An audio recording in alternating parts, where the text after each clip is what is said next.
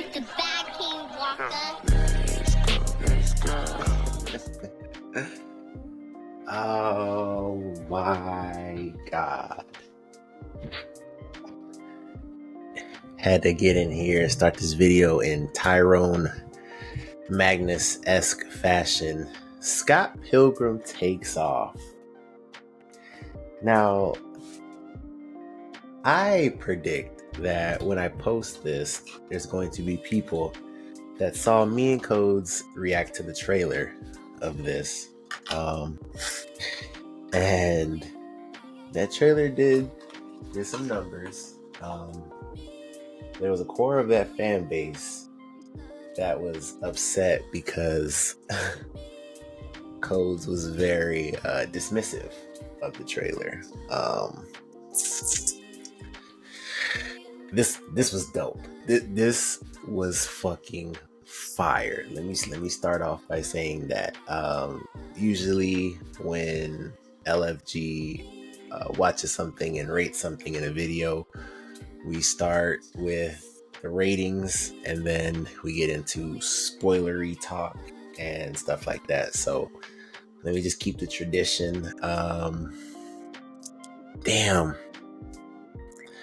I'm gonna give it a 9. I'm going to give it a 9 out of 10. And I'm going to leave it at that. If you are a fan of Scott Pilgrim, I highly recommend checking this out. You probably already know about this and have this on your calendar to watch this anyway, but I can't recommend it enough because I'm not even that big of a Scott Pilgrim fan. But yeah, go check it out.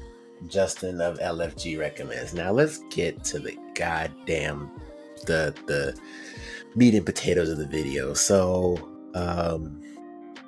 yeah, like I said, starting this off, I'm not a huge Scott Pilgrim fan. No way, no how. I've seen the movie, and I like the movie, but I never would consider myself a huge fan. I've always liked Ramona in the movie, but that's really as far as it goes. The movie was just a fun movie to watch for me.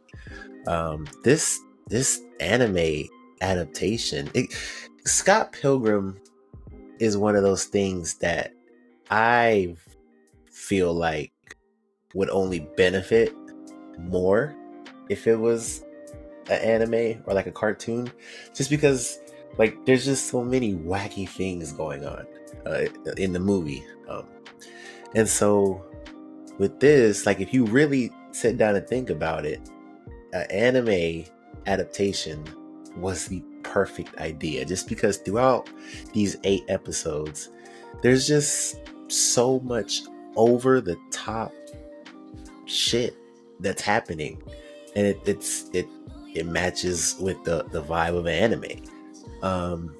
I took some notes, and these are just some of the things that I was really fond of. So it was a mix of video games and anime, and all throughout, I gotta say, because each episode started with a video game start screen intro type of thing, and I was really digging that. It reminded me of how, if anyone has seen it that's watching this video, the One Piece live action, they would start their episodes off with the Jolly Rogers in One Piece, and any One Piece fan knows what I'm talking about, but the ships, but they would have them designed as different characters starting each episode, and it kind of had a little twist on like that. And I don't know if that's a Netflix decision, but whoever like decision that is, like whether it's the showrunners or the head people at Netflix, whoever's decision that is, it's a dope idea to keep going for these shows that you guys continue to make. So that was a really cool touch. The very Sonic the Hedgehog is brought up a couple times throughout this, and the very first one was, that first joke was funny as hell.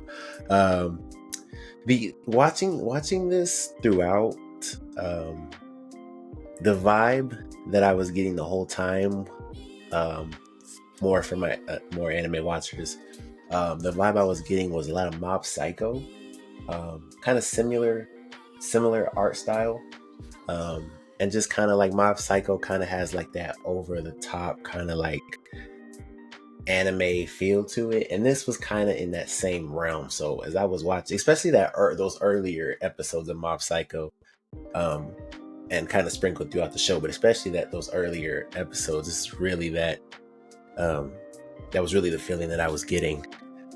And like I said, it's just I'm gonna just get into it, man.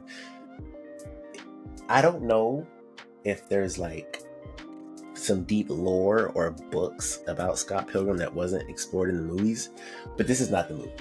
This is from my memory, and it's I feel like it's serving me right. This is not Scott Pilgrim versus the World. Like this is a different telling of that story, unless this is just like, well, let me not say that. I don't know if this is a new telling, because for all I know, this could be like a book and they just adapted that, but it's just not the same. Like it's different. And honestly, from someone that's not in that fandom, the outside looking in, I prefer this story. Like, and this is spoiler warning, because this is really the first spoiler thing that I'm going to get into.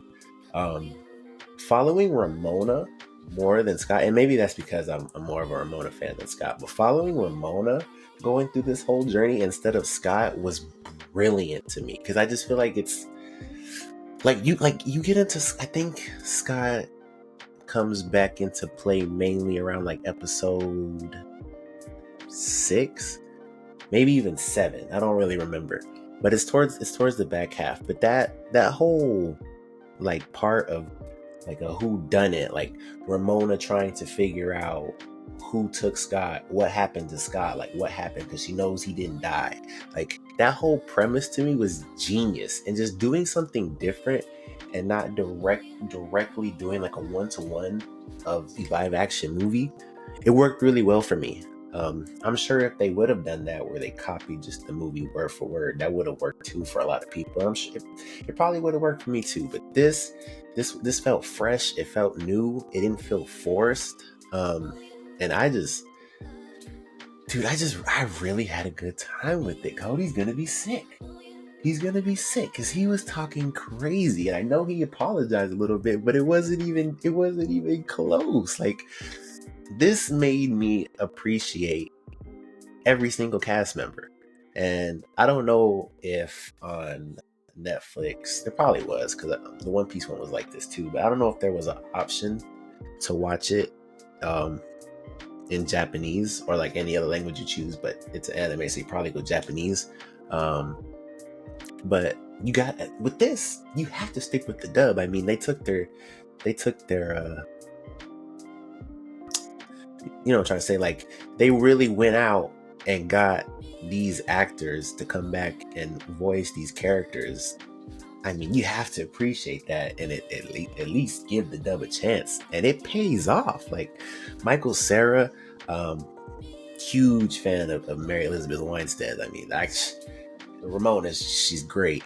Brie Larson, I forget the actress that plays Knives, but Chris Evans, I think even Finn Wolfhard starred in an episode. Like, it was just like, dude, it was just really good, and I appreciated how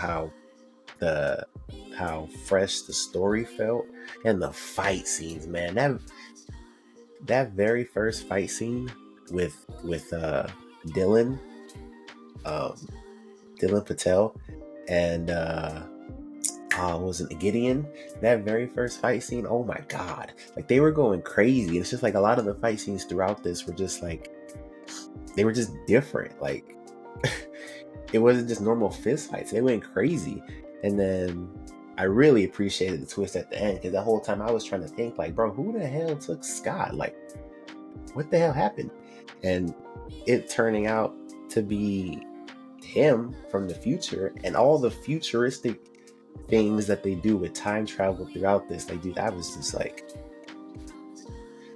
that's why I think, for like another reason that this just works better in anime, because anime doesn't care about that whole, like, I guess, Western perception of things. Like, they just kind of do what they want. They don't care what you think about it. And that was just the whole vibe I was getting with this. Like, they were just doing whatever the hell they wanted to do, but the story worked for me. I was entertained throughout, and this is gonna be funny as hell to say, but I kind of feel like my girlfriend with Attack on Titan, or J-Mag with John Wick. Like, I kind of want them to milk the shit out of this. Like, I want more seasons. I want to see more of it, because just what they've built, like, obviously spoiler warning again, but it ended on a happy note, and so everyone's still there, so they can just keep going on adventures. So I hope this does well. I hope it makes Netflix a ton of money, because Scott Pilgrim fandom, I'm here. I'm here. So yeah, like I said, I give it a 9. I could see a super diehard fan giving it a 10, and I'm not mad at it. So yeah, man, that's gonna go ahead and do it for my review of Scott Pilgrim Takes Off. Go give it a chance. Go watch it. Go see what you rated for yourself. I want to thank you guys so much for watching this review.